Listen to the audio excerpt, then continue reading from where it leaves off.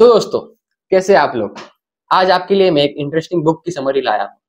मेरे favourite author Brian Tracy की best selling book eat that frog के लिए।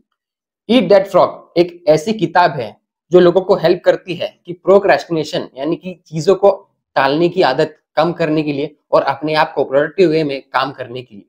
2 मिलियन से भी ज्यादा इस बुक के कॉपी सोल्ड हो चुके हैं। ब्रायन ट्रेसी जो इस बुक के ऑथर है, वो पब्लिक स्पीकिंग के बारे में काफी पैशनेट है। उन्होंने कॉर्पोरेट और पब्लिक ऑडियंस को उनके प्रोफेशनल और पर्सनल लाइफ प्रॉब्लम्स के बारे में बात कर चुके हैं। ये किताब एक 21 टिप्स की लिस्ट है जो कि आपको काम न टालना और ज्यादा काम करना सिखाती है। आज हम सीखेंगे कि कैसे अपने जरूरी कामों को आइडेंटिफाई करें और ज्यादा फोकस्ड रहें। हेलो दोस्तों, मैं हूं हारिस और मैं सेल्फ हेल्प बुक्स पढ़ता रहता हूं और उसी की लर्निंग्स आपके साथ शेयर करता रहता हूं। तो आप थोड़ा भी इंटरेस्ट रखते हैं इस टॉपिक में, then please do subscribe to my YouTube channel. तो दोस्तों, आगे बढ़ने से पहले मैं आपको बता दूं, ईट दैट फ्रॉग जो इसका नाम है, फ्रॉग यहाँ पर ऑथर इसकी तुलना एक डिफिकल्ट टास्क, एक मुश्किल काम से कर रहे हैं।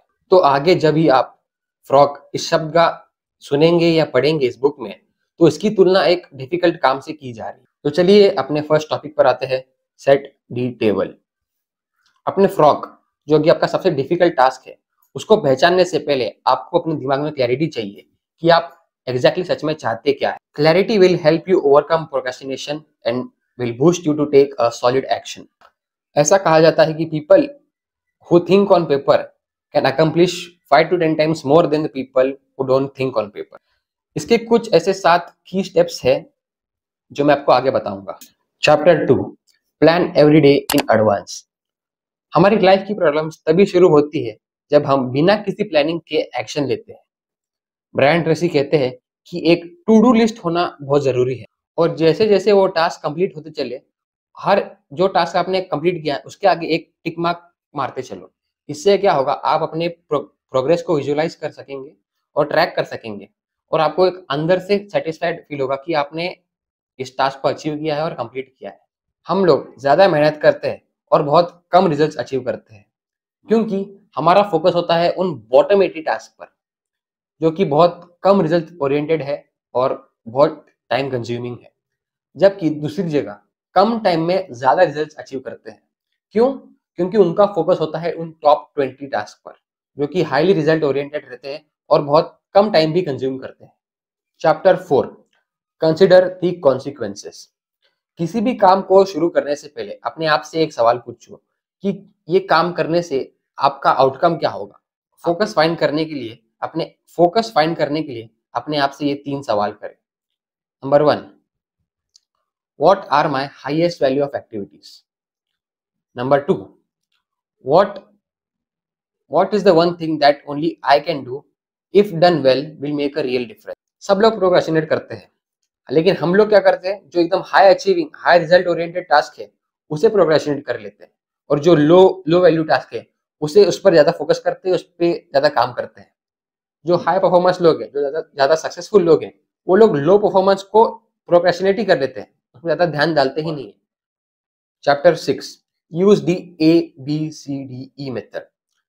ऑफ कोर्स आपको नाम से पता चल गया होगा कि ये टॉपिक किसके बारे में है, यानी कि आपका सबसे इंपॉर्टेंट और सबसे बड़ा फ्रॉक जो आपको सबसे पहले खाना है, सबसे पहले अचीव करना है। अगर आपके पास A ग्रेड के और कई सारे टास्क हैं तो उसे अपने इंपॉर्टेंस के हिसाब से अरेंज करते चले, जैसे कि A1, A2, A3 according to their importance and their outcome. For example, आप एक सेल्स डिपार्टमेंट में काम करते हो, आपका काम दिया गया है कि टू गेन कस्टमर्स, यानी कि न्यू कस्टमर्स आने चाहिए आपके पास। तो आपका की रिजल्ट एरिया यही रहेगा कि टू गेन न्यू कस्टमर्स, कि आप कैसे उन कस्टमर्स तक पहुंचेंगे और उन्हें लाएंगे। Chapter 8, the law of 3। दोस्तों, आपको अपने आप से एक सवाल करना है कि मेरे लिए सबसे ज्यादा इंपॉर्टेंट क्या है, मेरे लिए सबसे ज्यादा वैल्यू क्या क्रिएट करती है। देखो, करने के लिए तो हमारे पास बहुत सारे काम, बहुत सारी चीजें हैं, लेकिन ये हमें आइडेंटिफाई करना है, ये हमें डिसाइड करना है कि हमारे लिए सबसे ज्यादा वैल्यू क्या रखती है, सबसे ज्यादा इंपॉर्टेंट क्या है हमारे लिए। जैसा कि हमारे लाइफ में 3 ऐसे एस्पेक्ट हैं जो बहुत इंपॉर्टेंट और बहुत हाई वैल्यू है हमारे लिए। Number 1, health. Number 2, relationship. Number 3, career. अब मैं आपको इन तीनों के एक एक करके एग्जाम्पल देता हूँ। Number 1, career.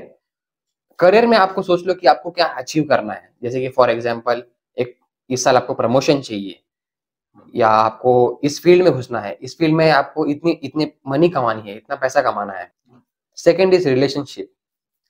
रिलेशनशिप यानी कि मैं बस पर्सनल रिलेशनशिप की बात नहीं करने वाला, मैं बिजनेस और प्रोफेशनल रिलेशनशिप की बात करने वाला हूँ।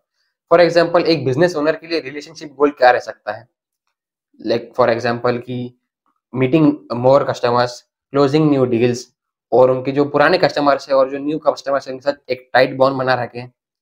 And our last life aspect is health. Health यानी कि आपको कितना वेट गेन करना है या कितना वेट लूज करना है अकॉर्डिंग टू योर गोल, वो इस हेल्थ के गोल में आएगा। अगर आप ये 3 लाइफ एस्पेक्ट्स को अपनी जिंदगी में अप्लाई करेंगे और इन पर काम करेंगे, तो आप अपनी एक जिंदगी को एक सही डायरेक्शन में लेके चलेंगे और ग्रोथ पाएंगे।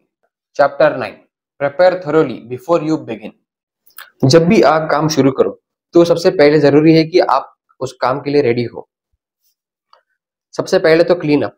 जितना भी मेस आपके टेबल पे पड़ा है या जहाँ पर आप काम करने के लिए बैठते हैं, वो सारा क्लीन कर दो, क्योंकि जितने ज्यादा चीजें आपके टेबल पर पड़ी रहेंगी, उतना ही आपकी वो प्रोडक्टिविटी को डाउन करेगा।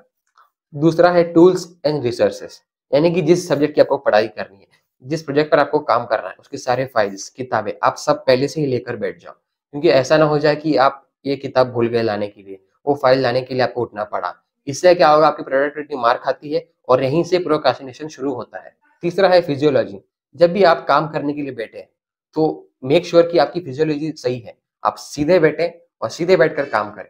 और मैं चाहूंगा जब आप ये वीडियो देख रहे हैं तो सीधे बैठकर देखिए। दोस्तों मान लीजिए कि आपके सामने 5 ऑयल बैरल रखे हुए हैं और आपसे कहा गया है कि इन 5 को दूसरी जगह उठाकर रखना है, तो आप क्या पूरे 5 को एक साथ उठाकर रखेंगे? नहीं, वो आपसे उठेंगे भी नहीं। आप एक ऑयल बैरल उठाएंगे, फिर एक रखेंगे, फिर एक उठाएंगे, फिर एक रखेंगे। मतलब आप एक स्टेप होने के बाद दूसरे स्टेप पे जाएंगे, फिर थर्ड स्टेप पे जाएंगे।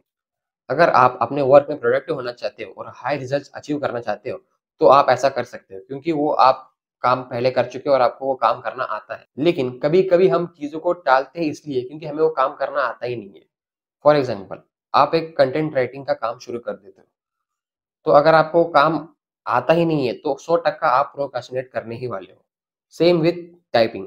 अगर आपकी टाइपिंग स्पीड बहुत कम है, तो हो सकता है कि आप प्रोक्रास्टिनेट कर लो, उस काम को पूरा ना कर लो। लेकिन अगर आपकी टाइपिंग स्पीड बहुत फास्ट है, तो हो सकता है कि आप उस काम को फौरन अचीव कर लो और प्रोक्रास्टिनेट करने टाइम ही नहीं मिले। तो आज के लिए इतना ही मेरे दोस्तों। वीडियो पसंद आया हो तो लाइक करें, सब्सक्राइब करें और बेल नोटिफिकेशन को ऑन करें, ताकि जब भी मैं अगली वीडियो अपलोड करूं तो आप तक नोटिफिकेशन पहुंच जाए। और हाँ, अगली वीडियो आप कौन से बुक पर चाहेंगे, इसको कमेंट सेक्शन में ज़रूर लिखिएगा। मिलते हैं अगली वीडियो में।